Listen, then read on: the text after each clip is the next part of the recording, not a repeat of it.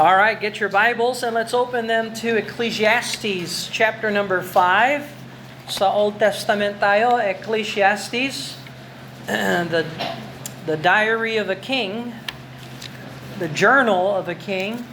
Of course, Solomon is at the end of his life, and probably 1 year left, just a few days before he dies. And he reflects upon life. He looks back at life and sees the futility of life without the Lord. So tuwing nag-aaral tayo ng aklat, kailangan alam natin yung structure ng aklat para alam natin kung saan tayo dinadala ng Bible at kung ano yung tema ng aklat and so on and so forth. So, just for your information, ang Bible ay isang highly organized, structured na libro. It's made up of 2 divisions, the Old Testament, the New Testament, 66 books, and none of this is random. None of this is by mistake or linagay lang dyan kasi walang alam na iba pang sabihin or whatever. There's nothing superfluous about the Bible. Every part of the Bible is highly structured, and so God has a purpose and a plan for this, for all the books of the Bible. So pagdating sa Ecclesiastes, ito ay makikita natin yung tumutugma yung mga structure ng aklat at dinadala tayo sa punto, pinakapunto. Tapos, babalik siya sa B, C, D, A na magparallel. Okay, tumutugma siya. So, ang tawag natin sa ganitong formula ay chiastic. From the Greek letter chi, para siyang X. At ito yung punto, ito yung heart. So ang ginawa ng mga style na ito, ayan, ganun. So ito ngayon, nasa chapter 5 tayo. Yung chapter 5 verse 1 to 7, yan ang pinaka-heart ng aklat ng Ecclesiastes. This is the very heart of the book of Ecclesiastes, chapter 5 verse 1 to 7. It's exactly what we're going to study about. At ito ay patungkol sa fear thou God. Fear thou God. Pag sinabing thou, King James English yung thou. Okay, that means you, singular. Kasi sa modernong English, yung you pwedeng plural, yung you pwedeng singular. Pero sa lumang English, katulad ng King James, yung thou, ikaw. Sa Tagalog, ikaw. Matakot ka sa Diyos. Ikaw, matakot ka sa Diyos. And so, anyway, so yung introduction, ito, intro. Therefore, yung ito, conclusion. Okay? So, magkatugma. Introduction, conclusion. And that would be from chapter 1, verse 1 to 11. Yan ang introduction. All things vanity. Ito naman yung conclusion, chapter 12. The conclusion of the whole matter. All things concluding, fear God and keep His commandments. So, yan ang inuulit din yung pinakatema, fear God. So, magkatugma yung introduction sa conclusion. Letter B, the search for meaning. Hinahanap ang hinahanap ang saysay sa buhay. Ano ang purpose ng buhay? Hinahanap, hindi mahanap. And so that would be chapter 1 verse 12 at saka chapter 2. Tapos, God's timing, lahat ng mga bagay sa mundo ay may expiration, pati yung buhay natin. So yan, tinalakay yan sa chapter 3 hanggang verse 15. Tapos yung letter D would be human oppression, human challenges. Human oppression, chapter 4. Chapter 3, verse 16, hanggang buong chapter 4, human oppression. Mga 6 na challenges na dumaan na tayo dito. Nakita natin yung mga 6 na challenges kung may mabuting Diyos, bakit may masama sa tao? Bakit may mga masasamang bagay na nangyayari sa tao? So that's human oppression. Okay? Tapos, ito naman, babalik tayo sa human oppression ulit. We're going back to human oppression, chapter 5, verse 8, hanggang buong chapter 6. Human oppression. So, tugma sila, oh. Tapos ito naman, God's works. God's works, chapter 7, hanggang chapter 8. So, God's timing, God's works. Human oppression, human oppression. Tapos, search for meaning na naman. Search for meaning. Chapter 9 hanggang chapter 11. So, ngayon, ngayon alam mo na, pag sinabing, patungkol saan yung Book of Ecclesiastes? Patungkol yan sa matakot tayo sa Diyos. Mabuhay tayo sa mundong ito na may takot sa Diyos. Kasi, kung mabubuhay ka sa mundong ito na walang takot sa Diyos, walang meaning yung buhay mo. Hindi mo alam, may expiration date ka pala. At marami kang mararanasan sa buhay. Magtataka ka talaga kung may Diyos ba o wala. And so on and so forth. Ganun din. So, you can see that we're right here now. So chapter 5, verse 1 to 7, fear thou God. And so that's what I want to look at tonight. So, naghanda ba kayo before na pumunta kayo sa church? So alam natin, okay, 7 o'clock, we're gonna have a prayer meeting. Dinala ba ninyo yung mga prayer requests ninyo? Alam natin may chance na magbigay ng praise and thanksgiving. Na prepare na ba kayo ng something to thank and praise God for? Alam natin na medyo mahaba yung nangangaral. So nag-prepare, hindi na ako matutulog sa preaching niya kasi alam ko naman sanay na ako sa preaching niya. Okay, so hindi siya entertaining, hindi siya buhay na dynamic speaker or whatever. So I hope you prepare yourself, okay? Well, how you come to the house of God is exactly what Ecclesiastes chapter 5 is talking about. So, yung marami, pag nag-church, susulpot lang sa church. Kasi naugalian, o di kaya napilitan. So, either one, nandyan. This could be true of anybody. Pero, walang preparation. Walang expectation. Punta ako sa church, nakakarinig ako ng Bible, pero pinag-aaralan ba yan? Pinakikinggan ba yan? May study notes tayo. Anong ginagawa nyo dito? So, maybe next year, ilang kayang study notes ang makukuha mo? Baka kailangan ng folder, lagyan ng butas, para meron akong 2025 collection. Wow! Sa palagay mo, dumaan tayo. Ano yung mga lessons na dinaanan natin, mga books ng Bible? Do you know the structures of the books na napag-aralan natin this year and the other years? So what I'm saying is, when you come to church, are you prepared? Are you prepared? So ang preparation ng pag-attend sa church ay nagsisimula hindi sa bahay. Nagsisimula yan sa puso. Preparation starts in the heart, and then you prepare at home, and then you prepare to come to the house of God. So, kaya maraming mga Kristiyano ang palpak sa buhay kasi wala silang preparation sa pagpunta sa tahanan ng Panginoon. So, napakahalaga ng ginagawa natin dito.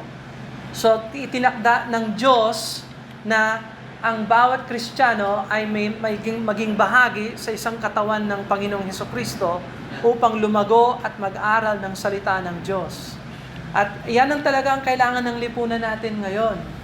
So, tingnan mo yung lipunan natin. Is it successful or is it corrupt? Corrupt. So paano tayo aasenso sa buhay? Saan tayo pupunta? Sa school? Sa government? Sa bank? Wala yatang bank ngayon. O sa tahanan ng Panginoon. We go to the house of God. You see, that's where you find encouragement. That's where you find biblical wisdom. That's where you find challenges and rebuke and reproof and exhortation. Diyan mo makikita talaga diyan ka matututo mag-aral ng salita ng Diyos. Ganito. Say, you won't get this anywhere. I don't think there's a lot of churches that are interested in Ecclesiastes. Think about it. So why are we interested in Ecclesiastes? Because it's in the Bible, okay? And we're a biblical church, amen? So if we're a biblical church, pagdating mo dito, anong maririnig mo? Biblical content, okay? So never kang papasok dito habang I'm preaching or Brother RJ is preaching, I'm very confident. Pagpasok mo dito, ang agenda natin, Word of God. You understand that? Okay, so that we're now in chapter 5. So let's look at this verse number 1. Ecclesiastes chapter 5 verse 1. Keep thy foot when thou goest to the house of God, and be more ready to hear than to give the sacrifice of fools, for they consider not that they do evil. Let's pray. Ask the Lord to bless them. Father in heaven, we thank you that your Bible teaches us how to prepare to come to the house of God, how to behave ourselves in the house of God, and how we ought to conduct ourselves at this time. I pray that we study the Bible, we understand the concepts here, and I pray you convict us and help us and strengthen us to do the right thing, that we may praise and honor and glorify you, because you are worthy of worship, and we love you, Lord, in Jesus' name. Amen and amen. So,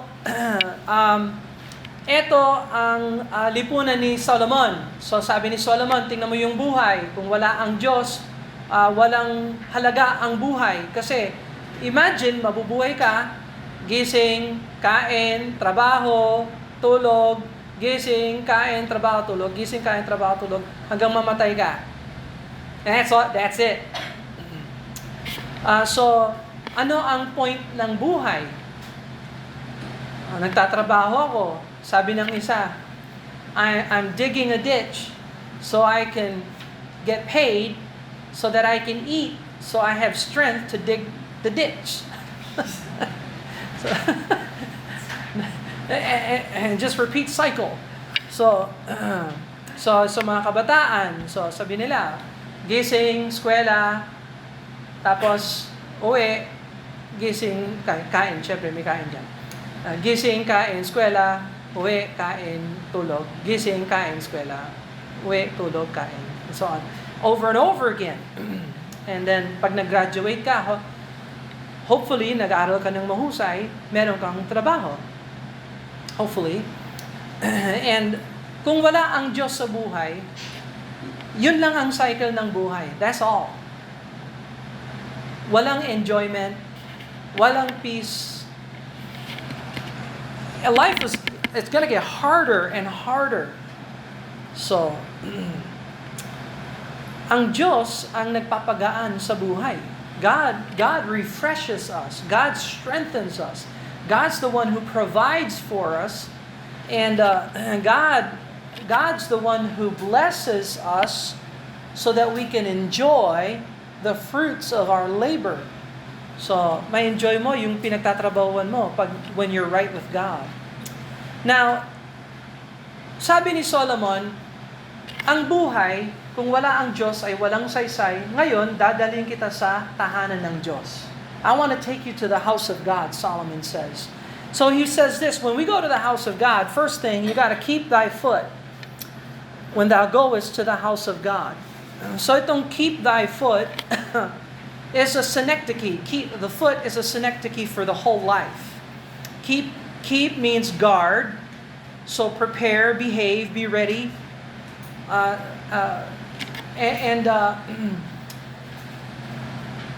You have to keep your foot. So, saan tayo dinadala ng paa natin? Sometimes sa place na dapat nandun tayo. We're responsible to be somewhere. Is that right? We all have appointments. We all have a schedule, right? Amen? So, I feel sorry for many Christians who say, I can't go to church because of my schedule. Okay? Well, does God want you to be in church? Yes, God wants you to be in church. Okay? So, maybe you can pray and ask the Lord, Father, would you help me and help me schedule my schedule to change? And then maybe you can talk to your boss and say, Boss, I've been with you and I've been working hard. Can you give me Sunday off and I'll give you Saturday or I'll give you Monday or something? Para off ka naman sa Sunday para makapag-church. You understand that? Okay? So sa palagay mo, pag ganyan ang prayer mo, tutulungan ka ba ng Diyos? Yeah, I believe that. So, where does your feet take you? Now, nadadala ba tayo ng paa natin sa mali? Yes. Our feet can take us in wrong places.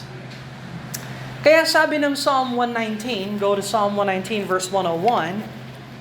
Psalm 119 verse 101. Ito naman yung tatay ni Solomon. This is David's words. Psalm 119, 101, the father of Solomon. Psalm 119, 101, Psalm 119, 101.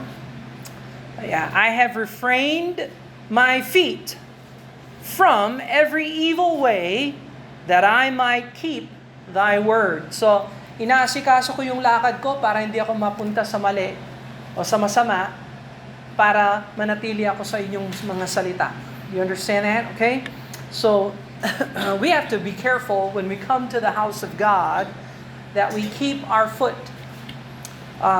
We have to behave, we have to be prepared, we have to be ready, and refraining our feet from every evil way. Okay, so, halimbawa, pumunta ka sa isang lugar na nagkasala ka doon, gumawa ka ng mali. Pagdating mo sa church, do you think you'll be spiritually encouraged? Or baka makakarinig ka ng preaching na matatamaan ka. O, di ba? And so, matutulungan mo yung sarili mo kung iiwasan mo yung mga lugar na masasama. Okay? So, young people, meron bang mga kaibigan na nadadala ka sa mali? Oh, meron, no? Meron. So, ano ang advice ng Scripture na dapat mong gawin para hindi ka madala sa mali? Iwasan. Meron ka talaga mga tao sa buhay na dapat iwasan. Kasi nadadala ka na-impluwensyahan ka. So, imbis na sabihin mo, hindi, magiging matatag ako. Sila umiinom, ako hindi. Hindi kayo magkatugma. So, iwasan mo na lang sila. Sabi nila, halika, sama ka dito. Ay, hindi, may schedule ako. May lakad ako. Saan ka pupunta? Sa church. Alam mo naman, every Sunday naman yung anyaya nila Anyway, so, there are some people you should avoid. Avoid yung mga tao na walang takot sa Diyos. Yan, i-avoid mo yung mga yan. But you keep your foot when you go to the house of God and be more ready to hear. Look at Luke chapter 8, verse 18. Tingnan mo ang Luke chapter 8, verse 18. So, what's the most important thing you can do when you come to church? You ever think about that? What is the most important thing that you can do when you come to church? Luke chapter 8, verse 18. Nung bata yung mga boys, when they were Tabitha's age and Jacobed's age, I always tell the boys, now boys, what's the most important thing you can do when you come to church? Sabi, base ito dito sa scriptures, Luke chapter 8 verse 18. Take heed therefore how ye hear. Yon. Ang pinaka-importante na pwede mong gawin sa tahanan ng Diyos ay makinig. You understand that? Okay? Hindi magsalita. Makinig. Listening. Hearing. And by the way, the scriptures, when it says hearing, is not just talking about the vibration of the ears absorbing the sound waves and translating it in our cortex somewhere into words and concepts and thoughts and ideas. That's physical hearing. Ang sinasabi ng scriptures pagdating sa hearing ay yung tinatanggap mo yung salita ng Diyos at binabago mo yung buhay mo ayon sa napag-aralan mo sa salita ng Diyos. Sumusunod ka sa salita ng Diyos. That's when you know you're hearing. You're hearing when you're obeying the Lord. Based upon what you learned when you came to the house of God. So, when I got saved, I was 15 years old. Ang dami kong hindi alam na dapat palang gawin. Kala ko, yung buhay Kristiyano is praise lang or whatever. You know, this is a crazy idea. Ang dami pala sa Bible na dapat gawin ng mga Kristiyano na wala akong alam. Pero salamat, nag-church ako at nakinig ako ng nakinig para mag-gets ko yung Bible. At ngayon, iba talaga ang buhay ko. Dahil nakinig ako sa salita ng Diyos. And that will be true for you as well. Halimbawa, yung songbook natin. Sino sa inyo, ngayon nyo lang naririnig yung mga awit na ganito? Taas ang kamay. This is the only time you've ever heard these things. O, di ba? Di ba? O, pag nagtagal kayo, magiging kasanayan nyo rin yan. Hindi magiging unfamiliar, magiging familiar yung mga songs na yan. And magbabago talaga yung buhay mo. And so on and so forth. So, the most important thing you can do in the house of God is to hear the preaching and teaching of the Word of God. Take heed therefore how ye hear. Sabi dito, it is be more ready to hear than to give the sacrifice of fools, for they consider not that they do evil. A sacrifice of fools. So may sacrifice of wise, may sacrifice din yung fools, yung hangal. Ano yung handog ng hangal? Ayan, ide-describe ngayon ni Solomon kung ano yung handog ng hangal o kahangalan. Here it is, verse 2. Be not rash with thy mouth. Oh, the mouth. Yeah, the mouth. Let not thine heart, there it is. How do you know the problem of the mouth is the problem of the heart? Kung anong nasa heart, yan ang lumalabas sa mouth. So kung puno yung heart mo ng dirt, sin, and unthankfulness, and flesh, ang lalabas palagi sa bibig mo, dirt, sin, unthankfulness, and flesh. Kung puno yung heart mo ng praise and thanksgiving and honoring the Lord, lalabas sa bibig mo yung praise and thanksgiving and honoring the Lord. So, fix your heart, and that heart will take care of your mouth. You understand that? Have you ever gotten in trouble because of your mouth? Na-trouble ka na ba dahil sa mga sinabi mo or whatever? Parang toothpaste, pag lumabas, hindi pwedeng ibalik. No? So we have to be very, very, very careful with our mouth. Let not thine heart be hasty to utter anything before God. For God is in heaven and thou art upon the earth, therefore let thy words be few. Kasi ganito yon. Maraming mga tao naniniwala sa mga pamahiin. Pagdating sa tahanan ng Panginoon, Lord, bigyan mo lang ako ng one chance. Promise, sa New Year, magbabago talaga ako. Hintayin ko lang, may ilang pang araw ako before the New Year. Kaya, pagbigyan mo lang ako, Lord. Yeah? That's a rash vow. Yung mga sinasabi mo na walang saysay sa Panginoon, no? Lord, ilabas mo lang ako sa preso o ilabas mo ako sa ospital. Isoli mo lang ako sa bahay. Talagang, Lord, magbabago talaga ako sa New Year. Ba't di ka magbago ngayon? Ba't inintay mo yung 2026? Ano, may magic ba sa 2026? Wala naman. Oh. So, it's just imagination and superstition, and people really make deals with God. They make deals with the Lord. And Solomon is saying, you better not utter anything before God, because God is in heaven, and you're upon the earth, therefore let your words be few. So, kaninong words ang may timbang sa house of God? Words of man or words of God? No, God's words. For a dream cometh through the multitude of business, and a fool's voice, so there's the mouth, the voice, is known by a multitude of words. Words. So, naka-meet na ba kayo ng tao na salita ng salita ng salita na walang saysay? They just talk and they don't, they're saying nothing. That's sin. That's sin.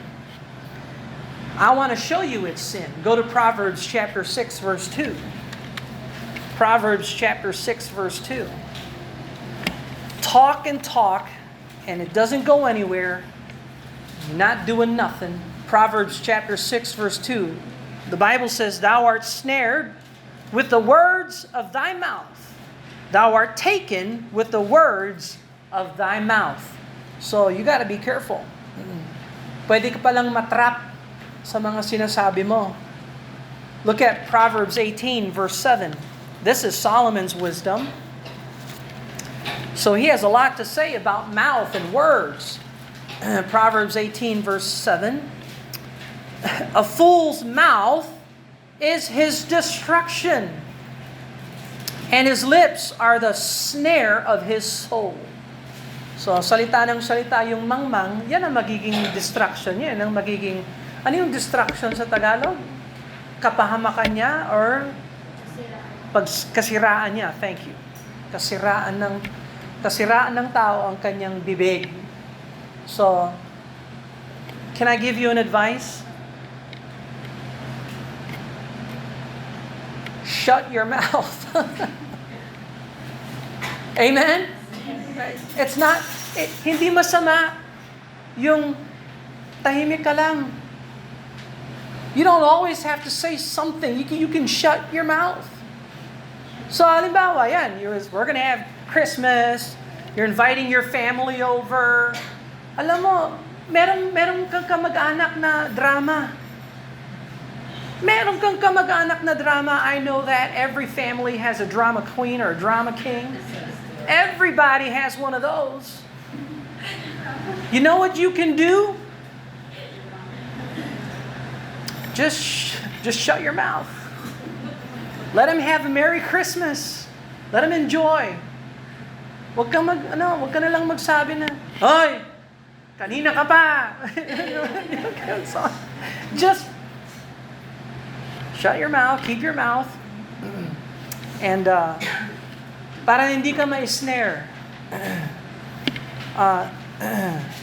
Kung ikaw naman ang drama king, drama queen, shut your mouth. Amen? Okay, wag naman ikaw ang dramatic. Learn to be at quiet, be at peace, and shut your mouth. Proverbs chapter 10, verse 19. Proverbs 10:19. Proverbs 10:19. In the multitude of words, there wanteth not sin. Walang kulang sa kasalanan sa taong madada, sa taong salita ng salita. Walang pagkukulang sa kasalanan. But he that refraineth his lips is wise. Amen? So you want to be wise? Refrain your lips. That's a blessing. All right? So, verse 3, a dream cometh through the multitude of business. The fool's voice is known by the multitude of words.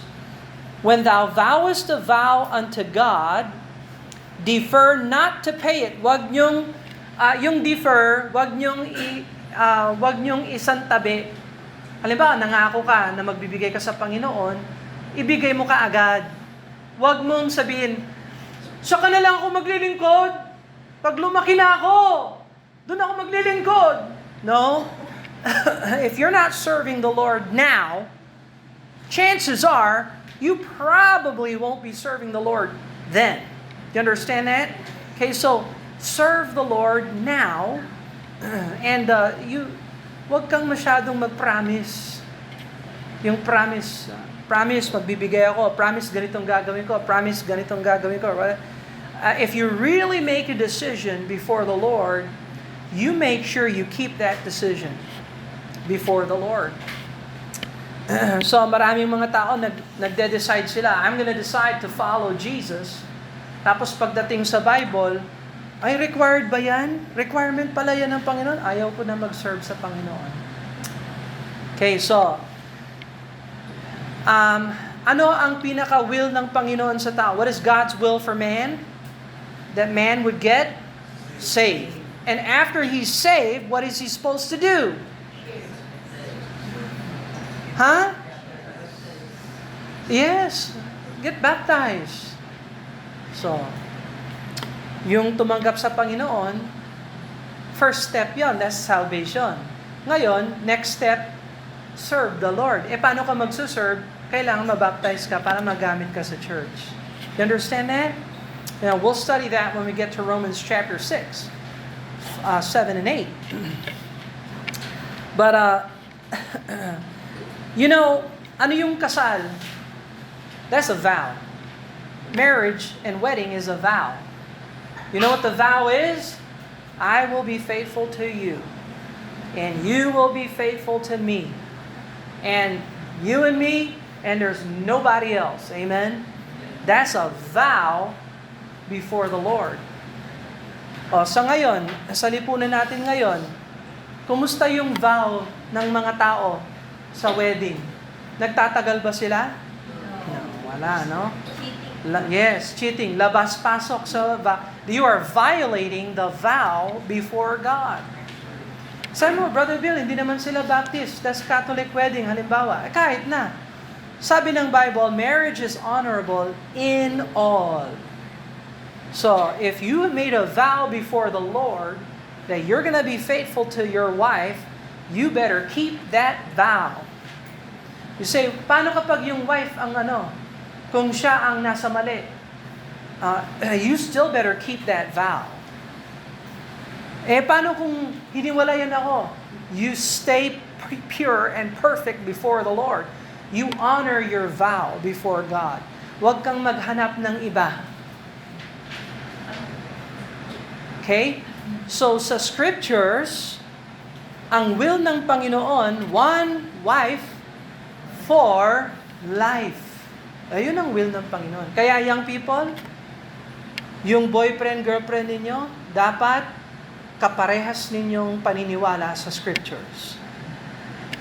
If you believe the Bible, you better marry a girl, or for the girls, a boy, that believes the Bible just like you. Kung ikaw ay Biblicist Baptist, ang partner mo sa buhay dapat Biblicist Baptist din. Ngayon, kung ayaw mo maging Biblicist, gusto mo halimbawa, part-time Biblicist. Di maghanap ka rin ng lalaki na part-time Biblicist din. Para yung kayong dalawa, yung sungay nyo, magtugma. You understand that? Hindi pwede yung Kristiyano ka, tapos yung boyfriend mo, hindi Kristiyano. Or yung Kristiyano ka, yung girlfriend mo, hindi Kristiyano. May problema yan. Lalala pa yan pag nagpakasal kayo. And by the way, hindi ko pwedeng i-endorse yung kasal ng ganun. That would violate Scripture. So, Brother Bill, ganyan pala ang Bible? Lahat ng sulok ng buhay? Yes. Pati yung magiging anak ninyo, kung paano nyo dadalhin yan sa nurture and admonition ng Panginoon, tinuturuan na yun ng Bible. Kung paano ka i-bury. Pag namatay ka, yung burial mo, nandyan na sa Bible yan. It's all in the Bible. Buong buhay, all of life is in the Bible. So, ang question, do you want to follow the Bible? Do you want to follow the Lord? If you follow the Lord, do you think God will bless you and bring somebody that'll help you follow the Lord? Yeah, I think so. Pero kung part-time ka lang, paminsan ka lang, ay, siguradong si Satanas magpapadala sa iyo ng cute o maganda o gwapo. Guaranteed. Maraming mga demonyo si Satan na cute, maganda, and beautiful. Yeah, I guarantee you that. Perfect. The perfect life partner from Satan. He is prepared. So, anyway, let's go back here to verse 5. Better is it that thou shouldest not vow than thou shouldest vow and not pay. By the way, sa scriptures, ang Diyos inatasan yung tatay na pwede niyang i-cancel yung vow ng anak niyang babae at yung asawa niya. Halimbawa, yung asawa, sabi ng asawa, "Honey, kinausap ako ng Panginoon." Sabi niya, magbigay daw ako ng 10,000 pesos sa offering. O ngayon yung tatay, siyang nagtatrabaho.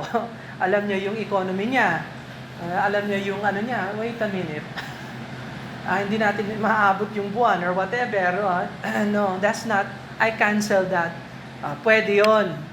Nasa scriptures yon. You can see that. I put it in the study notes here. I think I did. I should have. But did I do it there? Oh, yeah, it's in Numbers.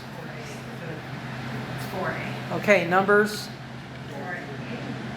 4A. Ayun, oh yeah, okay, Numbers.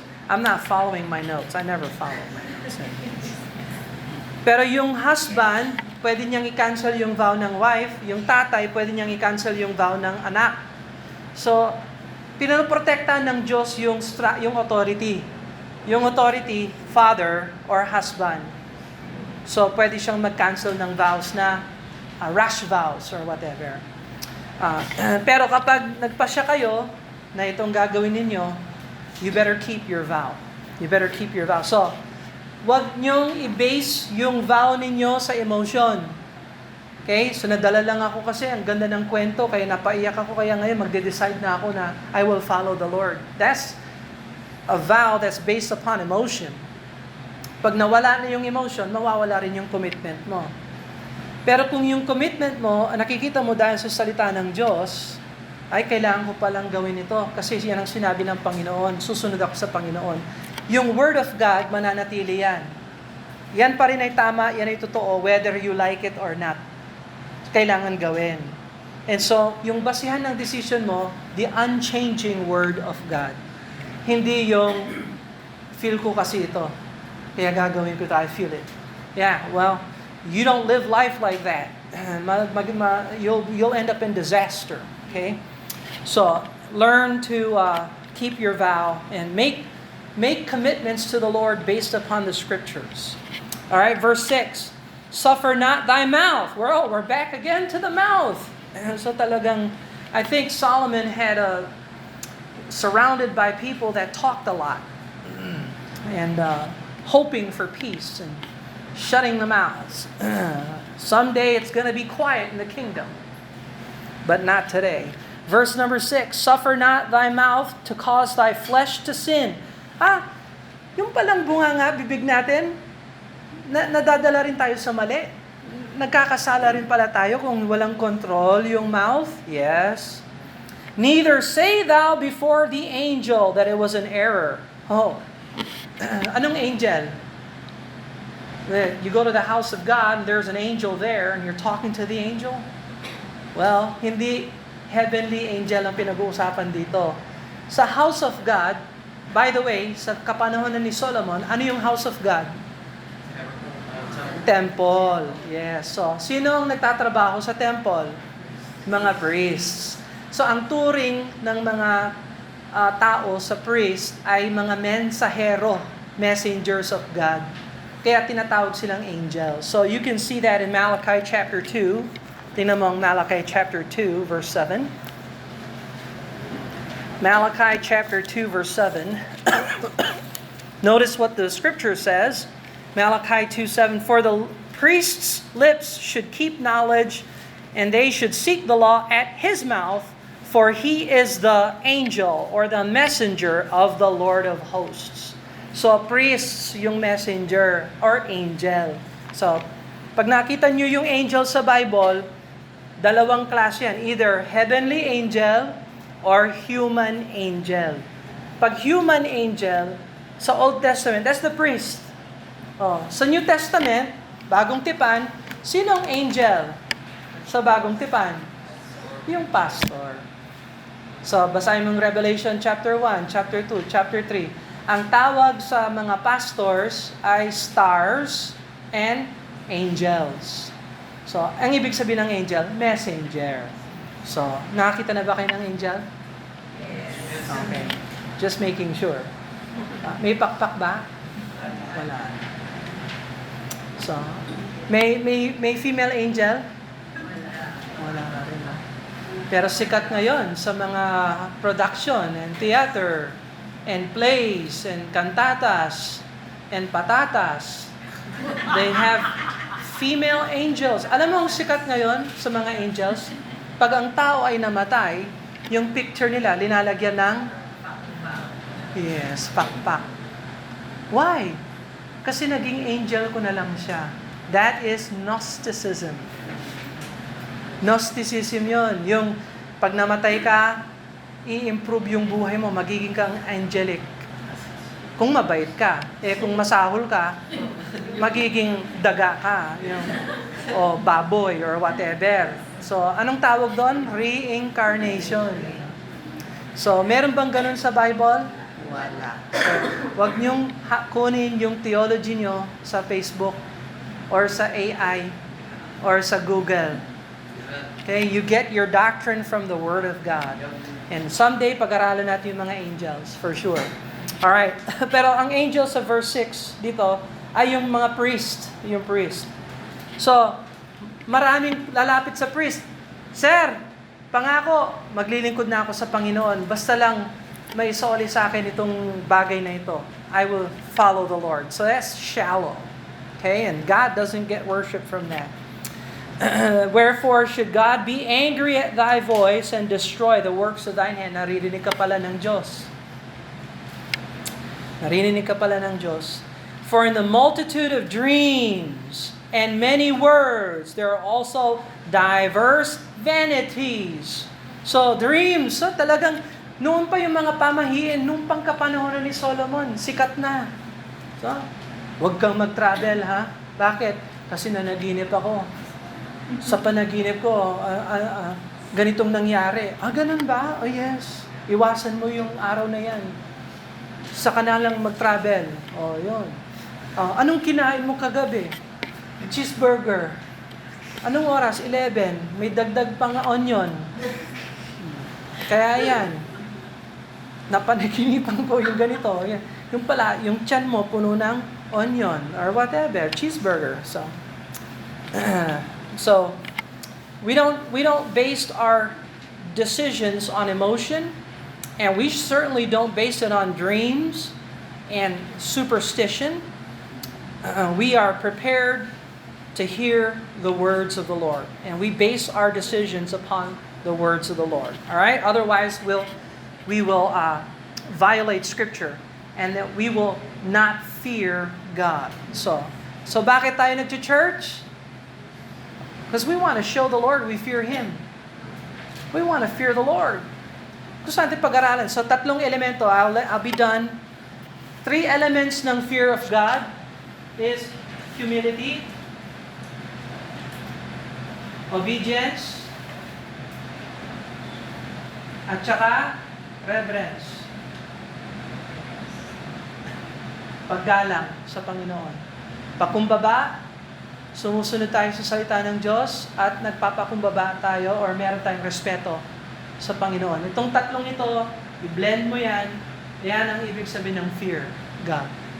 Hindi yung takot ka na parang nakakita ka ng ahas o nakakita ka ng ipis. Natatakot ka ba sa ipis? Wala naman. Depende kung lumipad siya doon. Pag may pakpak, yun, takot ka na no? Yung pag nandyan lang siya, walang problem, gagawin. Pero pag naiwasan ka, tapos lumipad yan, sisigaw ka talaga. Hindi ganun ang fear ng Panginoon. That's not the same fear. Okay? The fear of the Lord is humility, obedience, and reverence. Yan ang elements ng fear of God. And dito tayo dinadala ni Solomon. Gusto mo magkaroon ng saysay yung buhay mo? Magkaroon ka ng fear of God. Yan ang hindi alam ng mga hindi saved. Let's pray. Father, we thank you. You teach us these things from the Word of God. You teach us to be mindful of our mouths and our lips and our words and our voice. Help us to bring praise and honor and glory to you instead of complaining and bad-mouthing and poor-mouthing and talking nonsense. We ask, God, that you forgive us and cleanse us. Cleanse our lips, Lord, like Isaiah's lips were cleansed. And how you give us the words we're supposed to be saying, like you, Ezekiel and Daniel, and you show them the words, and they're to give people the words. Use us that way. Help us to be biblical, Lord, in our communication, in our philosophy. Help us to avoid sin, and help us to fear you. We love you in Jesus' name. Amen and amen. God bless you. Are dismissed.